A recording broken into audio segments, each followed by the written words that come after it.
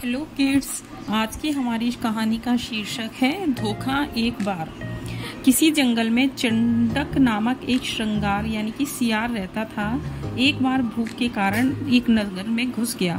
बस फिर क्या था, नगर के कुत्ते उसे देखते ही भौंकने लगे। कुत्ते उसके पीछे पीछे थे। वह बेचारा आगे आगे भाग रहा था। भागते भागते वह एक धोबी के घर घुस गया। धोबी के घर में एक नीले रंग का भरा हुआ टब रखा हुआ था।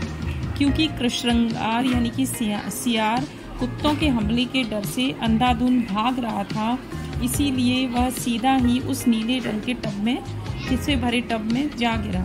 जैसे ही वह उस रंग वाले पानी से निकला, उसका रंग बदला हुआ था। वह नीले रंग का विचित्र जानवर लग रहा था। कुत्तों ने उसे देखा कि यह तो श्रृंगार नहीं है, ये तो सियार नहीं है, तो वे उसे छोड़कर चले गए। कुत्तों के जाने के पश्चात वह गीदड़ फिर वापस जंगल की ओर भाग गया।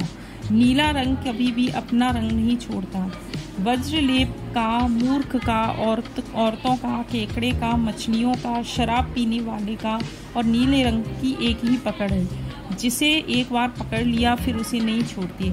जैसे ही गीदड़ जंगल में घुसा तो शेर, चीता, भेड़िया आदि ने उसे देखकर कहा, अरे यह विचित्र जानवर इस जंगल में कहाँ से आया है। वे सब के सब उसे देखकर डर गए। डर के मारे वे इधर उधर भागने लगे। भागते भागते यही कह रहे थे कि इस भयंकर जानवर से बचो बचो। सारे जंगल में भगदड़ मच गई। इस अवसर के लिए तो कहा गया, यदि अपना कल्याण चाहो तो मनुष्य जिसके हाव भाव का, कुल और पराक्रम आदि का पता ना हो तो उस पर विश्वास नहीं करना चाहिए। भागते हुए जानवरों को देखकर गीदड़ ने भी अपना दांव मारने की सोची। ओ भाइयों, तुम क्यों भाग रहे हो? मैं तुम्हारा शत्रु नहीं हूँ। मुझे तो स्वयं भगवान ने भेजा है। भगवान जी ने मुझसे कहा था कि बेटा तुम उस जंगल में जाओ, क्योंकि वहाँ जानवरों का कोई राजा नहीं है, इसलिए तुम वहाँ राजा हो। तभी तो मेरा रंग तुमसे अलग है। यह रंग मुझे भगवान ने दिया है। मैं तीनों लोगों का राजा हूँ। गीदड़ की आवाज पर भी जानवर नहीं रुके। महाराज, आपका जो हुक्म हो हमें दीजिए, हम सब आपके दास हैं। गीदड़ ऐसे अवसर पर पीछे रहने वाला नहीं था। उसे तो पहली बार यह राजगद्दी मिली थी।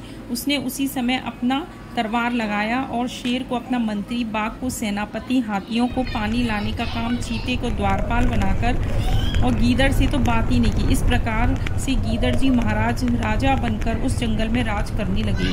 शेर जैसे बहादुर भी उनको सुबह उठकर नमस्कार करते थे। दिल ही दिल में गीदड़ बहुत खुश था। बड़े आनंद से शेर के मारे हुए शिकार को खाते हुए मोटा हो गया। एक बार पास के जंगल में गीदड़ों ने इस जंगल पर हमला कर दिया। चारों ओर हवा हो की आवाज आने लगी। चारों ओर हाहाकार मच गई। छोटे बड़े जानवर भागने